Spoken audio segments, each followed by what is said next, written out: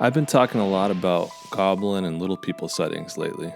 Today is a user-submitted story by a guy named Sean about him and his family's red goblin encounter.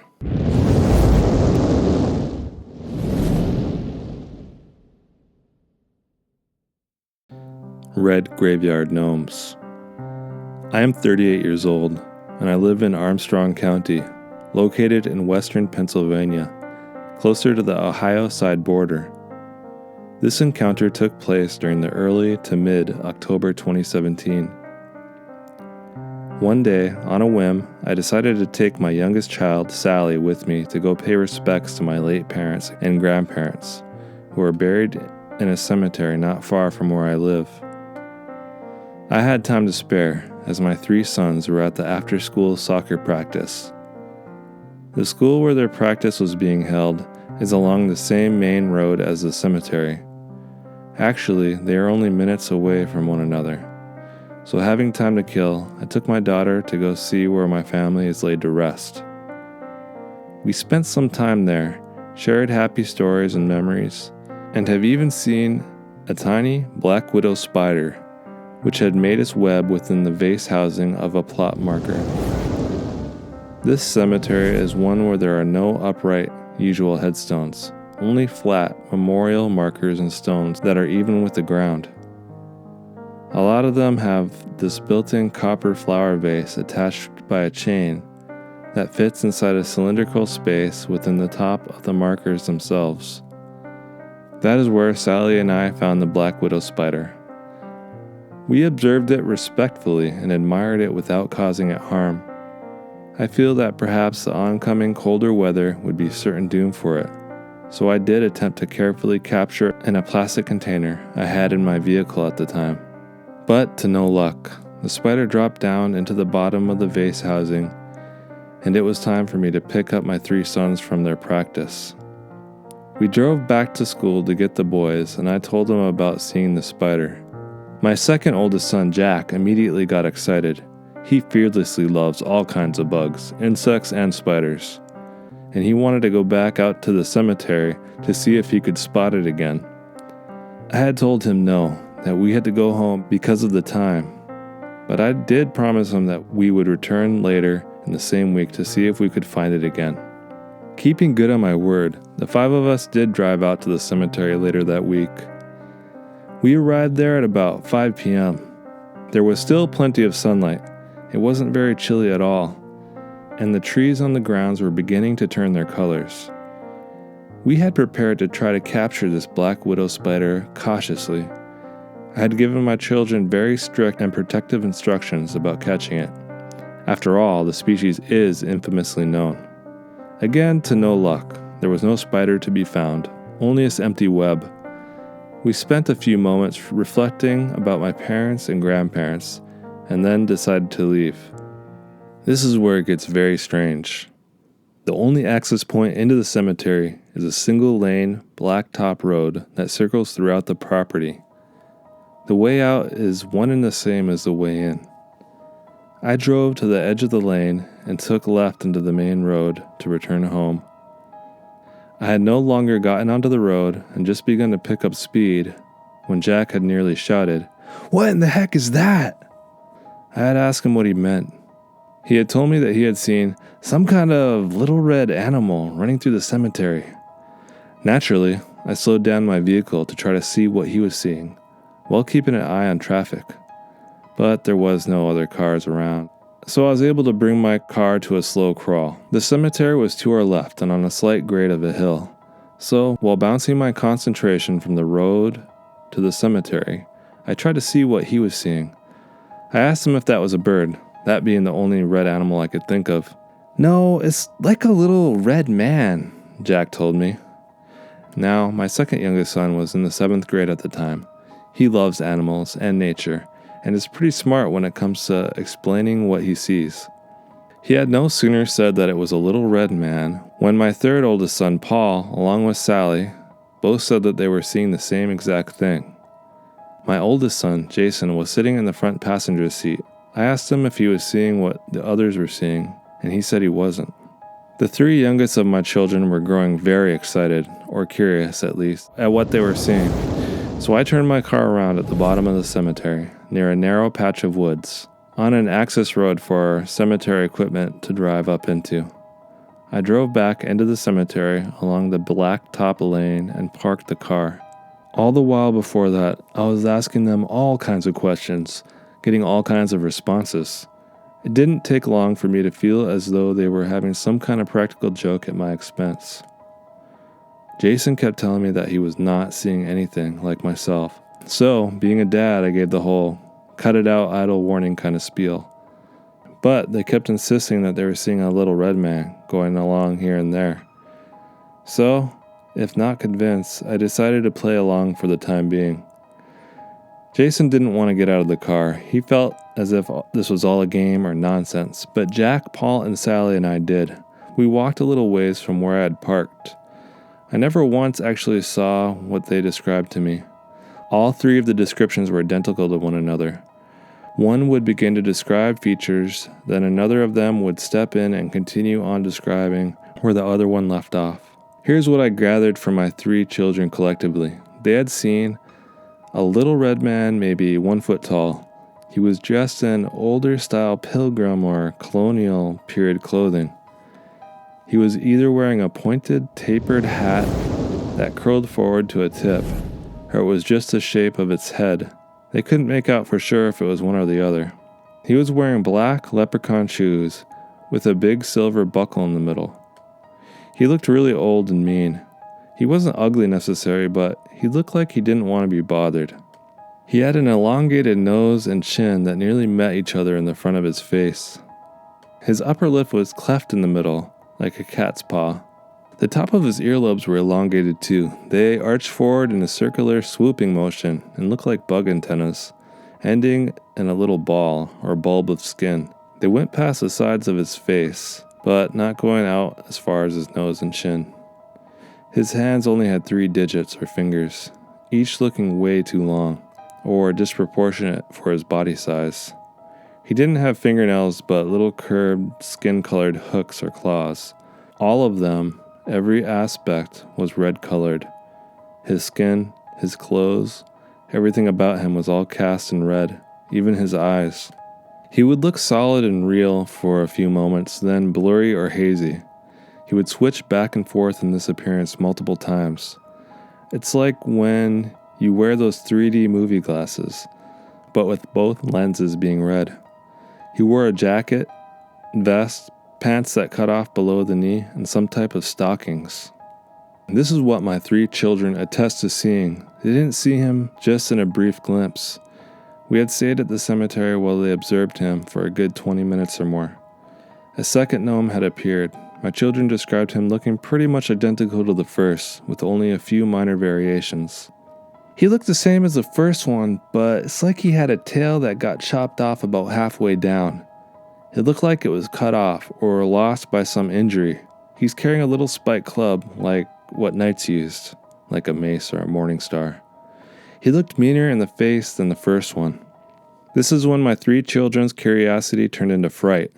I knew they weren't having a joke with me by this point. Their innocent expressions of wonder and amusement all quickly turned into shock and horror.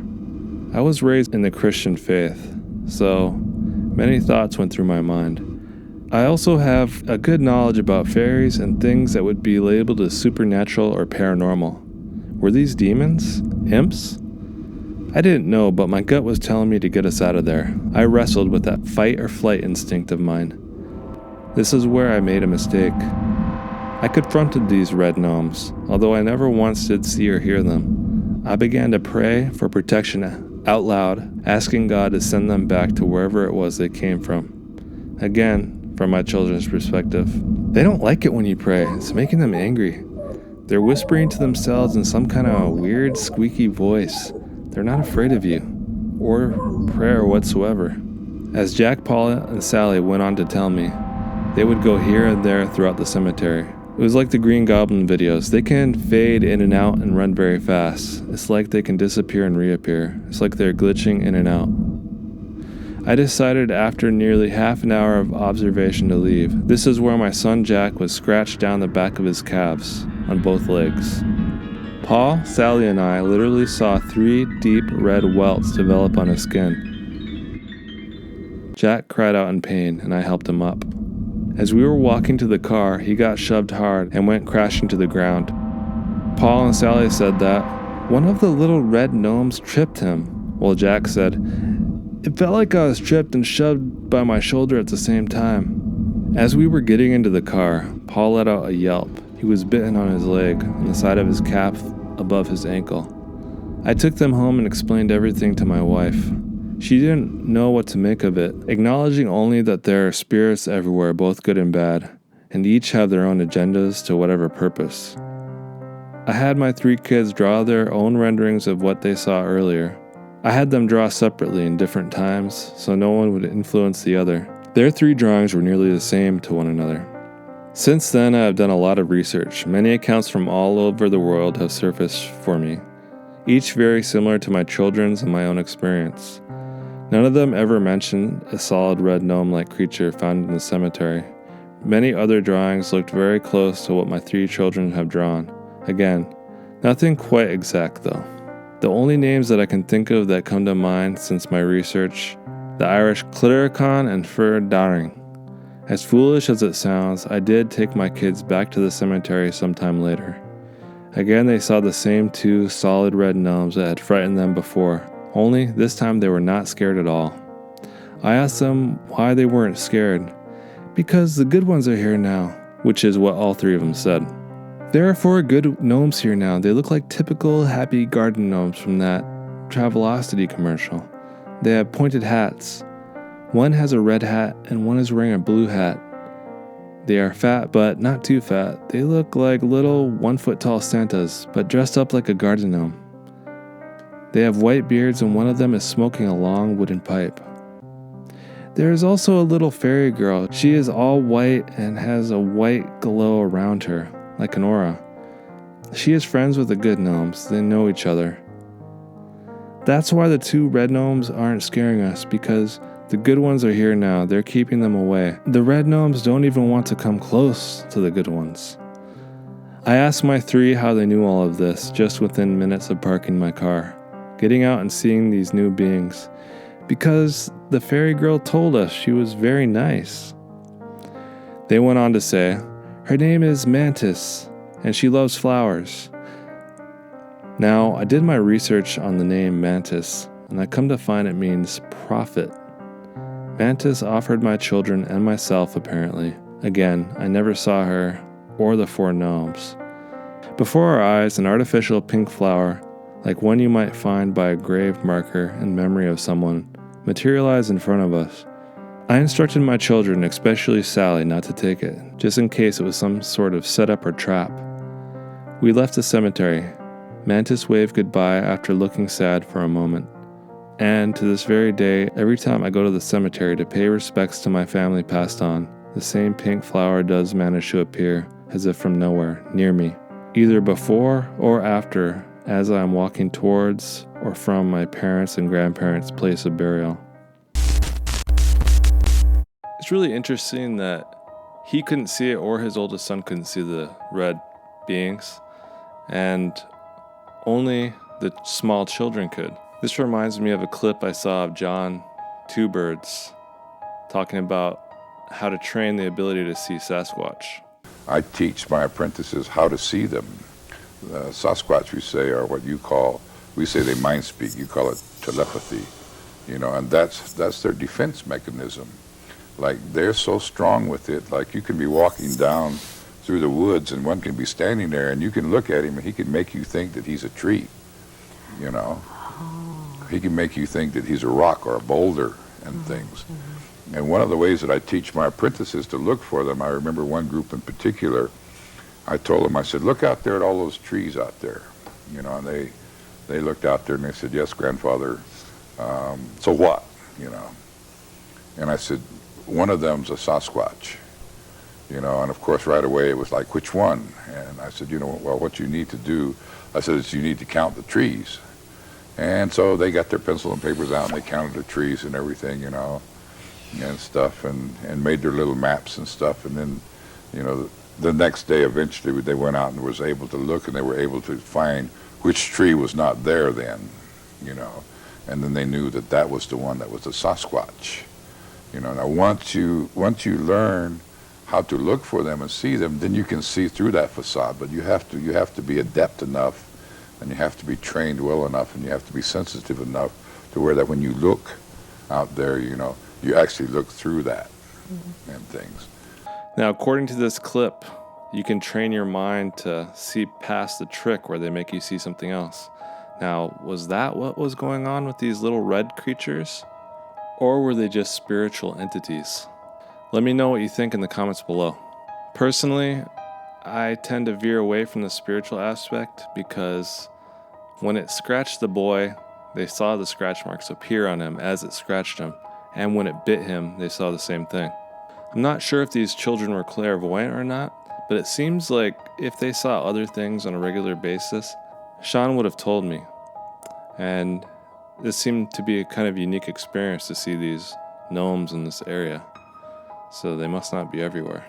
Well, tell me what you think in the comments below. Do you think these are creatures from other dimensions? Or do you think that they're using some kind of psychic trick to make people see what they want them to see? And what was up with the red goblins? Why was everything red on it? And why were they scared of the little gnome-like creatures, the Travelocity gnomes? Remember, if you liked this video, give it a thumbs up, subscribe, hit the bell icon if you want to get notifications of future videos. And if you guys had any strange experiences at all, I'd love to hear from you. So email me at xenohuntersinfo@gmail.com, or just hit me up in the comments. Or you can even join my Facebook group, Xeno Hunters. If you want to get in touch with me, best way is to email me or hit me up on Facebook. However, you can't contact me on Facebook right now because I am Facebook banned for 19 more days, or 18 more days now. I called somebody an idiot on Facebook and I got banned for 30 days. So email me if you want to get a hold of me. That's probably the best way right now. A lot of you have been asking me how to pronounce my name, and it's Kituvitoak. Kituvitoak. And the name of the channel is Xeno Hunters. Xeno meaning foreign or strange, and hunters like Native American hunters. I come from the Inupiaq people. We're hunters, so I thought it was an appropriate name for paranormal investigators. We're hunting for the truth. All right, be sure to like it up. This is Kituvitoak signing out. Until next time, peoples.